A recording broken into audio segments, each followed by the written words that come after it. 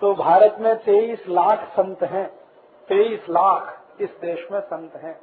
23 लाख से भी जाती है, 23,80,000 और कुछ 100 में भी होंगे। ये सरकार के आंकड़े हैं। इतने साधु संत हैं, महात्मा हैं और 107 कोटि का भारत है।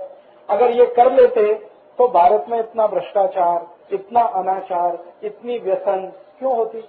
तो साधु संत दूसरे को नहीं सुधारते, वो अपनी सेवा कराते। उनको अहंकार इस बात का है कि वो समाज को सुधारना कर रहे हैं, वो कोई समाज को सुधारना नहीं करते।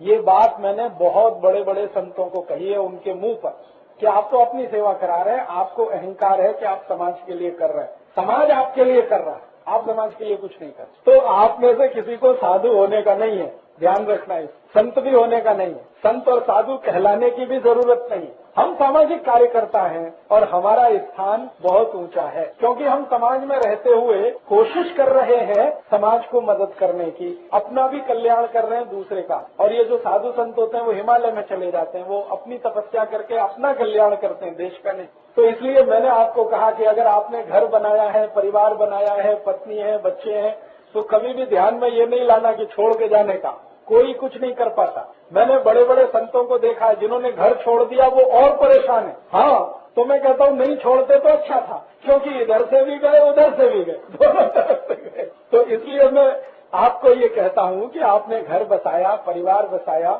घर संसार चलाते हैं, दुकान चलाते हैं, बिजनेस करते हैं, धंधा करते हैं, सर्विस करते हैं, खेती करते हैं, जो करते हैं वो ईमानदारी से करते करते ये करने का है। उसको छोड़ छाड़ कर कुछ जास्ती करेंगे, ये कभी नहीं करेंगे। ये आपका जो अध्यक्ष है ना, ये बहुत बार मुझे कहते हैं राजीव भाई नौकरी छोड़ने का है। मैं कहता हूँ बिल्कुल नहीं छोड़ने का। पूछो इनको कितनी बार बोला है कि मैं नौकरी छोड़ता हूँ, अभी अगले साल संपूर्ण काम करता हूँ। मैं बार बार एक ही बात कहता हूँ कि नहीं छोड़ने का, क्योंकि मैं जानता हूँ जिन्होंने सब छोड़कर काम किया बहुत परेशान हो। इसलिए समाज के बीच में रह के हमें करना है, परिवार के बीच रह के करना है। और अगर आप परिवार समाज में रह के करते हैं तो बहुत तारीफ की बात है। सब छोड़ के तो आपके पास कुछ है ही नहीं करने को, तो यही करेंगे और क्या करेंगे। जब भी सब करते हुए करेंगे तो तारीफ की बात। और या तो एक दूसरी स्थिति कि घर परिवार बसाने का ही नहीं, शुरू से तय कर लिया कि हमको यही करने का है, तो उसमें दुविधा नहीं रहती। दुविधा तब आती है जब आपने घर परिवार बसा लिया, फिर आप सोचते हैं कि इसको छोड़कर हम निकले तो बड़ा काम होगा, जास्ती क्रांति होगी, जल्दी होगी। ऐसा कुछ होता नहीं। क्रांति जब होगी तब होगी। हाँ, वो तो मैंने आपसे कहा जल्दी होने वाली नहीं है, जब होगी तब होगी, लेकिन घर आपके हाथ से जाएगा।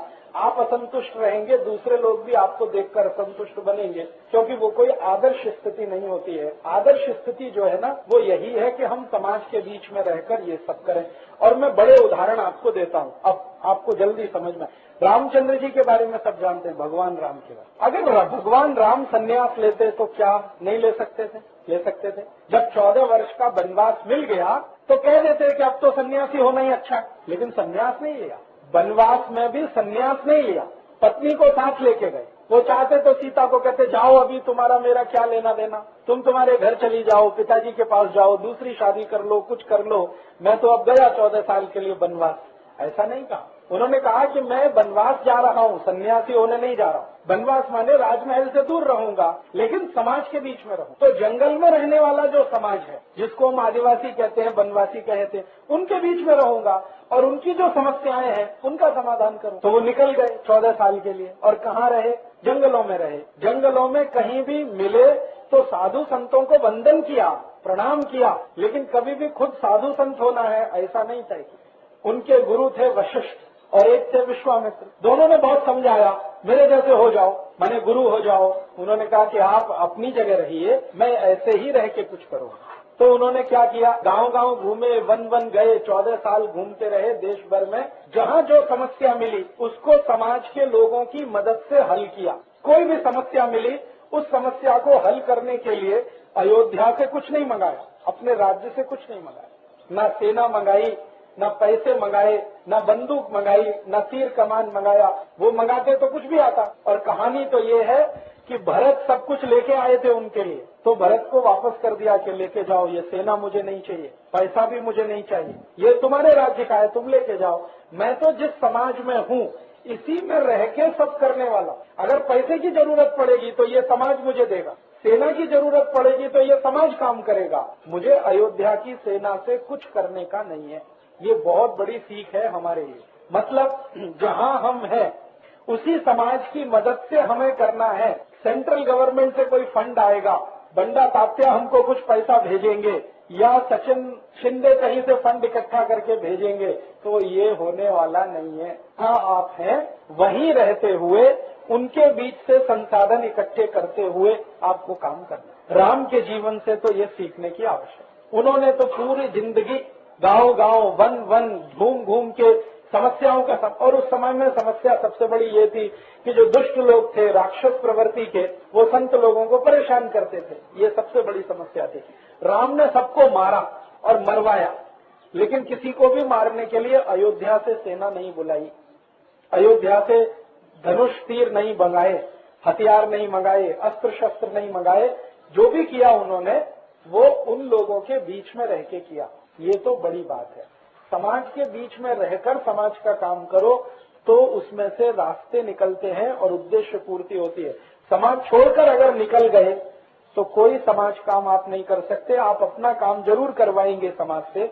मैंने कहा आप अपनी सेवा कराएंगे, समाज की सेवा आप नहीं कर पाएंगे। तो ये तो बहुत आवश्यक गुण है। मैंने आपसे कहा कि घर बनाया, परिवार बनाया, माने आप समाज में आए। अब समाज के साथ रह के ही आपको करना है, उसी में ठीक से नियोजन करना है। भगवान राम चाहते तो सीता को छोड़ के चले जाते और कहते मुझे यही करना है, अब छोड़ो।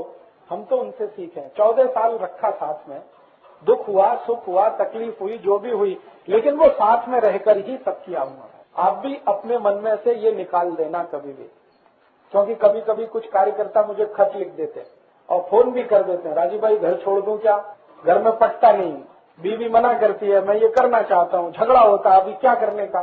तो मैं उसको कहता हूँ कि व्यसन मुक्ति का काम बंद करने का, पहले घर का काम करने का। क्योंकि जो बताया है घर, तो पहले उसको चलाना। जब भी ठीक से घर का काम होने लगेगा तो व्यसन मुक्ति का भी होने लगेगा। घर छोड़ के, परिवार छोड़ के, आई बाबा को छोड़ के, पत्नी बच्चों को छोड़कर कुछ करना हो, ये तो बिल्कुल सोचने का नहीं। फिर अभी